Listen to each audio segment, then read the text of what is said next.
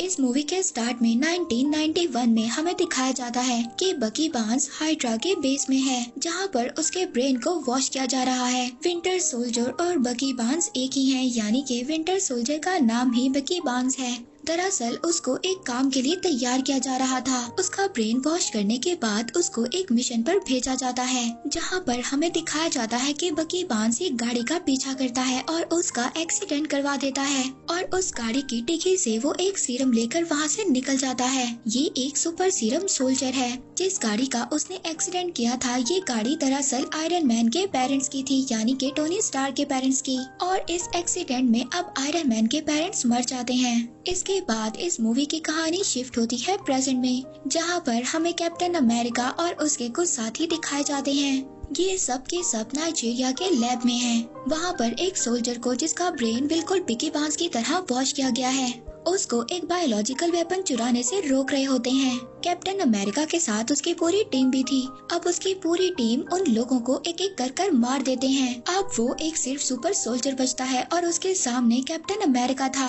अब captain America और super soldier के दरमियान में फाइट होती है। वहाँ पर उस फाइट के दौरान सुपर सोल्जर एक बॉम्ब को एक्टिव कर देता है जो उसकी बॉडी में था और तभी वहाँ पर ब्लास्ट होता है। इससे पहले कैप्टन अमेरिका को वहाँ पर कोई चोट पहुँचती, वहाँ पर वांडा अपनी पावर से उस सुपर सोल्जर को एक बिल्डिंग में फेंक देती है। वहाँ पर उस ब्लास्ट की वजह से बहुत सारे मासूम लोगों की जान चली जाती है। हालांकि वांडा ने वहाँ पर जानबूझकर नहीं किया था, लेकिन अब उसको इस बात का बहुत ज्यादा दुख था। कैप्टन अमेरिका उसके पास जाते हैं। वो कहते हैं कि ये हम दोनों की गलती है और हमारे काम में ऐसा होता रहता है और अगर हम इस बारे में ज्यादा सोचेंगे तो कभी भी अपना काम नहीं कर पाएंगे। अब हमें दिखाया जाता है इवेंजर्स की एक मीटिंग होती है। यहाँ पर मीटिंग के हेड इवेंजर्स को बताते हैं कि इवेंजर्स ने आज तक जितने भी मिशन किए हैं उन्होंने हालांकि दुश्मन को मात दी है, लेकिन इस काम में उन्होंने कई मासूम लोगों की जान भी ली है और तुम सब इवेंजर्स मेरी नजर में एक खतरा हो।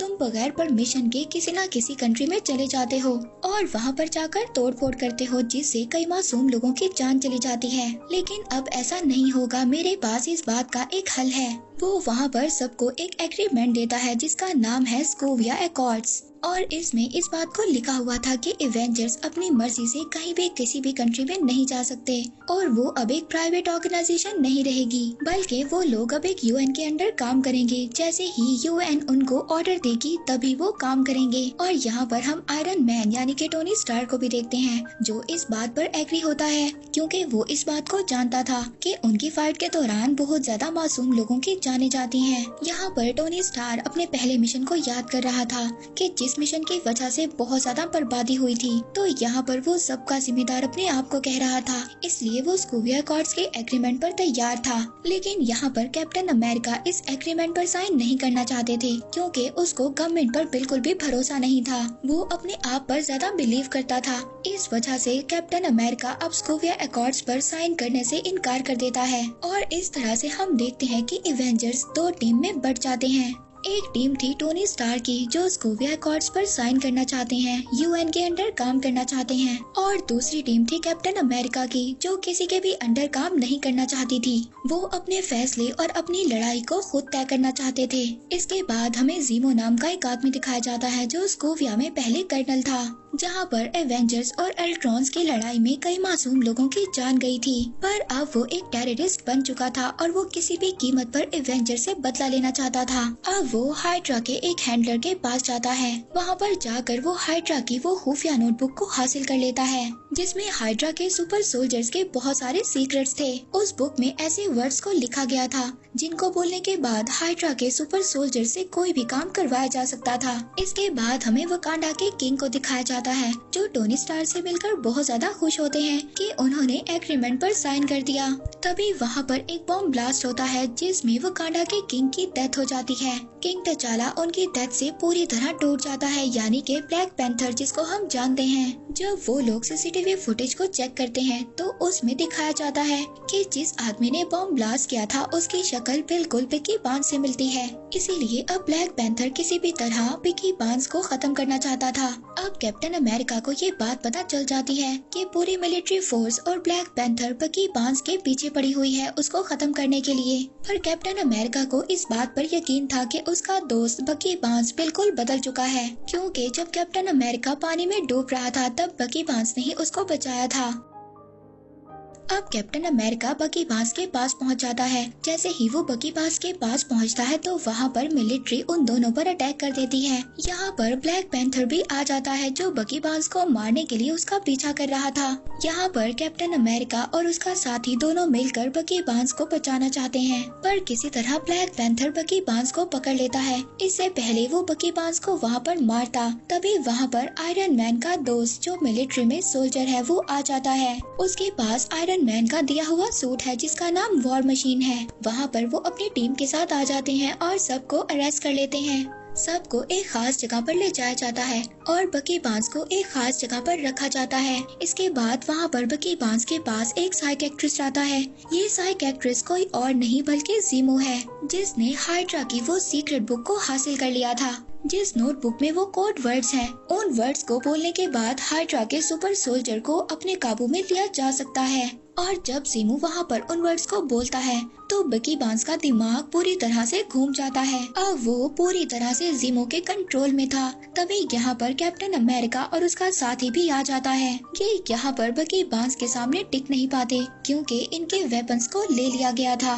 यहीं पर आयरन मैन भी था, लेकिन उसके पास उसका सूट नहीं था। वो UN की बिना परमिशन के अपना सूट नहीं पहन सकता था, क्योंकि आयरन मैन ने एग्रीमेंट को साइन किया था। लेकिन फिर भी उसके पास आयरन मैन का हैंड होता है जिससे वो बकी बार्न्स पर अटैक करता है, पर अपने सिर्फ हैंड से वो बकी बार्न्स को नहीं हरा सकता था। इसके बाद बकी बार्न्स टेरेस पर जाता है। वो एक हेलीकॉप्टर को लेकर वहाँ से जा रहा था। तभी वहाँ पर कैप्टन अमेरिका आ जाता है। वो इसके हेलीकॉप्टर को पकड़ लेता है और ये दोनों पानी में गिर जाते हैं। अब बकी बार्न्स यहाँ पर बेहोश हो जाता है। कैप्टन अमेरिका उसको उठाकर अपने साथ ले जाता है और जब बकी बार्न्स को होश आता है तो वो पहले की तरह नॉर्मल हो जाता है। तो वो यहाँ पर कैप्टन अमेरिका को बताता है कि हाइड्रा का प्रोग्राम आज भी मेरे दिमाग में है। उस आदमी ने मेरे सामने उन वर्ड्स को पढ़ा, जिसे सुनने के बाद मेरी विंटर सोल्जर वाली पर्सनालिटी एक्टिव हो गई। वो साइबेरिया के बारे में जानना चाहता था। साइबेरिया हाइड्रा का एक बहुत ही खुफिया कैंप था और यहीं से इस मूवी की स्टोरी 1991 में जाती है। हम यहाँ पर फ्लैशबैक को देखते हैं। जब बकी बार्न्स पूरी तरह से हाइड्रा के कंट्रोल में था, उस वक्त उसने टोनी स्टार यानी कि आयरन मैन के पेरेंट्स की गाड़ी पर अटैक किया था और उस एक्सीडेंट में आयरन मैन के पेरेंट्स मर चुके थे। बकी बार्न्स ने उस गाड़ी से उस सुपर सोल्जर सीरम को भी चुरा लिया था। इस सीरम से हाइड्रा बहुत ज्यादा सुपर सोल्जर्स को बनाती है जो बकी बार्न्स से भी बहुत ज्यादा पावरफुल है और ये लोग आज भी साइबेरिया के एक खुफिया कैंप में हैं और इनका भी मेरी तरह से पूरा ब्रेन वॉश है और ज़ीमो इन लोगों का इस्तेमाल करना चाहता है। और अब ज़ीमो उस खुफिया कैंप की तरफ निकल चुका है। अब उसको रोकने के लिए कैप्टन अमेरिका एवेंजर्स की एक टीम बनाता है। वहीं पर दूसरी तरफ हम उनके मीटिंग के हेड को देखते हैं जो टोनी स्टार को कह रहा था कि बकी बार्न्स की वजह से बहुत ज्यादा मासूम लोग मारे गए हैं और हमें जल्दी बकी बार्न्स चाहिए। अब टोनी स्टार को देखते हैं जो स्पाइडरमैन के घर जाता है। वो स्पाइडरमैन को अपनी टीम में शामिल होने का कहता है और वहीं पर वो स्पाइडरमैन को एक नया सूट भी ऑफर करता है। और अब टोनी स्टार यानी कि आयरन मैन की टीम में स्पाइडरमैन, ब्लैक पैंथर और बहुत सारे इवेंजर्स हैं और अब इस तरह से इवेंजर्स की टीम अलग अलग हिस्सों में बढ़ चुकी है। अब ये दोनों टीम्स एक दूसरे के आमने सामने होती हैं। इन दोनों टीम्स के दरमियान जबरदस्त फाइट होती है। उस फाइट के दौरान जैसे ही कैप्टन अमेरिका को चांस मिलता है, वो बकी बार्न्स को लेकर एक हेलीकॉप्टर में हाइड्रा के बेस के लिए निकल जाता है ताकि वो वहां जाकर ज़ीमो को रोक सके। कैप्टन अमेरिका और बकी बार्न्स को पकड़ने के लिए आयरन मैन और जेम्स स्टोन उनके प्लेन की तरफ उड़ते हैं और उनके पीछे फैल्कन भी होता है। जेम्स स्टोन फैल्कन से कहता है कि उसको नीचे गिरा दो और जब जेम्स स्टोन विजन से अपनी रेस छोड़ता है तो फैल्कन वहाँ से हट जाता है और उन्हीं रेस की वजह से जेम्स स्टोन नीचे गिर जाता है, मगर वो उसको बचाने के लिए उसके पास पहुंचते वो जमीन पर गिर जाता है और जेम्स स्टोन बुरी तरह से इंजर्ड हो जाता है। आयरन मैन यहाँ पर ब्लैक विडो को बताता है कि जेम्स स्टोन की रीढ़ की हड्डी में बहुत बुरी चोट आई है। आयरन मैन को यहाँ पर एक और इन्फॉर्मेशन भी मिलती है कि बकी बार्न्स से जो साइकियाट्रिस्ट मिलने आया था वो रियल नहीं था। उस आदमी का नाम ज़ीमो था। ज़ीमो ने असली साइकियाट्रिस्ट को मार दिया था और साइकियाट्रिस्ट की डेड बॉडी के पास उनको एक मास्क भी मिला था। ये मास्क किसी और का नहीं बल्कि बकी बार्न्स का था। आयरन मैन यहाँ पर समझ जाता है कि बकी बार्न्स को फंसाया गया था। वकांडा के किंग जो ब्लैक पैंथर के फादर थे, उनको बकी बार्न्स ने नहीं बल्कि ज़ीमो ने मारा था। अब यहाँ पर टोनी स्टार्क आयरन मैन को अपनी गलती का एहसास होता है। वो वहाँ पर कैप्टन अमेरिका के साथियों के पास जाता है जहाँ पर उनको कैद कर रखा हुआ था। वो फैल्कन के पास जाता है और उसे ज़ीमो की सच्चाई के बारे में बताता है और साथ ही वो कहता है कि मुझे मेरी गलती का एहसास है, तुम मुझे बताओ कि कैप्टन अमेरिका कहाँ गया है। लेकिन यहाँ पर फैल्कन आयरन मैन को कहता है कि तुम्हें अकेले ही जाना होगा। वो ये नहीं चाहता था कि मिलिट्री की आर्मी भी उसके साथ जाए। इसके बाद टोनी स्टार्क हेलीकॉप्टर में बैठकर यहाँ से चला जाता है और जब वो हेलीकॉप्टर में बैठा होता है तो वो अपना आयरन मैन सूट पहन लेता है और वो साइबेरिया के लिए निकल जाता है। वहीं पर हम ज़ीमो को देखते हैं जो साइबेरिया के उसी कैंप तक पहुँच गया था जहाँ पर बकी बांस की तरह 5 और सुपर सोल्जर्स हैं। ये सब के सब स्लीपिंग चैम्बर के अंदर होते हैं। अब यहाँ पर आयरन मैन भी पहुँच जाता है जो बकी बांस और कैप्टन अमेरिका से मिलता है। आयरन मैन यहाँ पर आकर कैप्टन अमेरिका से कहता है कि मैं तुम्हारा साथ देने के लिए यहाँ पर आया हूँ। अब ये लोग उस जगह पर जाते हैं जहाँ पर 5 स्लीपिंग चैम्बर्स हैं। यहाँ पर वो लोग देखते हैं कि उन 5 सुपर सोल्जर्स को किसी ने नींद में ही फायर कर मार दिया था। तभी इन्हें यहाँ पर ज़ीमो की आवाज आती है जो एक बहुत ही मजबूत दरवाजे के पीछे था। ज़ीमो यहाँ पर इनको बताता है कि इन 5 को मैंने ही मारा है। मेरा मकसद इन 5 को मारना नहीं था, बल्कि मेरा मकसद तो ये था कि तुम सब लोग यहाँ पर आओ। तो कैप्टन अमेरिका ज़ीमो से कहता है कि तुमने वकांडा के किंग को सिर्फ इसलिए मारा ताकि हम लोग यहाँ पर आ सकें। अब जैसे ही कैप्टन अमेरिका ये सब कुछ बोलता है तो वहाँ पर ब्लैक पैंथर भी मौजूद था जो ये सब कुछ सुन लेता है। तो वो ये बात सुन लेता है कि उसके फादर को बकी बांस ने नहीं बल्कि ज़ीमो ने मारा है। अब इससे पहले ये ज़ीमो पर अटैक करता ज़ीमो यहाँ पर एक रिकॉर्डेड कैसेट चलाता है जो रिकॉर्डेड कैसेट 1991 की थी। उस वीडियो रिकॉर्डेड में आयरन मैन देखता है कि बकी बांस ही था जिसने उसके पेरेंट्स को मारा था। वो वीडियो देखने के बाद आयरन मैन बिल्कुल आउट ऑफ कंट्रोल हो जाता है। वो कैप्टन अमेरिका से वहाँ पर पूछता है कि क्या तुम्हें इन सब चीजों के बारे में पता था।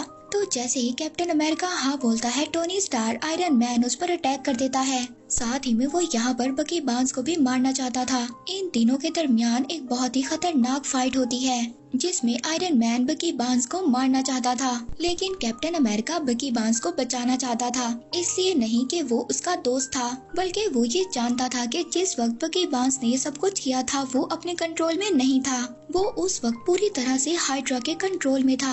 अब यहाँ पर इन तीनों के दरमियान एक बहुत ही खतरनाक फाइट होती है। बकी बांस यहाँ पर आयरन मैन के सूट के आर्म रिएक्टर को पकड़ लेता है। तभी आयरन मैन की बॉडी से रेस निकलती हैं और वो रेस बकी बांस की बाजू को अलग कर देती हैं जिसमें उसकी सारी पावर्स थी। इसके बाद वो कैप्टन अमेरिका को मारने वाला था, पर जैसे ही वो कैप्टन अमेरिका पर अटैक करने वाला था बकी बांस उसका पाँव पकड़ लेता है जिससे कैप्टन अमेरिका को मौका मिल जाता है और वो टोनी स्टार यानी कि आयरन मैन को जमीन पर देकर मारता है और वो अपनी शील्ड से आयरन मैन के मास्क पर अटैक कर रहा था जिससे उसका मास्क तो टूट जाता है। अब वहाँ पर वो उसके चेहरे पर नहीं बल्कि उसके सूट के आर्म रिएक्टर पर अटैक करता है जिससे आयरन मैन का सूट पूरी तरह से डेड हो जाता है। कैप्टन अमेरिका अगर चाहता तो आयरन मैन यानी कि टोनी स्टार को मार भी सकता था, लेकिन वो ये जानता था कि टोनी स्टार का गुस्सा बिल्कुल जायज था। इसके बाद वो अपने दोस्त को यहाँ से लेकर जा रहा था। कैप्टन अमेरिका जब यहाँ से जा रहा था तो टोनी स्टार उसको कहता है कि ये शील्ड मेरे फादर ने तुम्हें दी थी और तुम इसके काबिल नहीं हो। तभी कैप्टन अमेरिका उस शील्ड को वहाँ पर फेंक देता है। वहीं पर दूसरी तरफ ज़ीमो को दिखाया जाता है जिसके पास ब्लैक पैंथर पहुँच चुका है। वो वहाँ पर ब्लैक पैंथर को बताता है कि मेरा बेटा एवेंजर्स का बहुत बड़ा फैन था, पर एवेंजर्स ने जब सोकोविया पर अटैक किया तो उसमें मेरा बेटा मेरी वाइफ सबके सब मारे गए। इसलिए मैं एवेंजर्स से बदला लेना चाहता था। मैं उनको आपस में लड़वाना चाहता था और वो काम मैंने पूरा कर दिया। तुम्हारे फादर एक अच्छे इंसान थे, इस बात का मुझे अफसोस है। और अब ज़ीमो यहाँ पर अपने आप को शूट करना चाहता था मगर ब्लैक पैंथर उसको रोक लेता है और अथॉरिटीज के हवाले कर देता है। वहीं पर हमें टोनी स्टार को दिखाया जाता है उसके दोस्त के फाइट के दौरान पाँव बिल्कुल खराब हो चुके थे। उसके लिए एक्सोस्केलेटन पाँव बनवाता है जिसे पहनकर वो एक बार फिर से चल सकता है। मूवी के लास्ट में हमें वकांडा कंट्री दिखाया जाता है जहाँ पर बकी बांस को एक स्लीप पिल्स में डाल दिया जाता है ताकि वो अपने ब्रेन को पूरी तरह से रिकवर कर सके और कभी भी कोई भी उसको अपने कंट्रोल में ना ले सके। पोस्ट क्रेडिट सीन में हमें स्पाइडरमैन दिखाया जाता है जिसको आयरन मैन की तरफ से एक गिफ्ट मिलता है जो कि एक वेब शूटर है। और इसी के साथ कैप्टन अमेरिका सिविल वॉर यहीं पर एंड हो जाती है।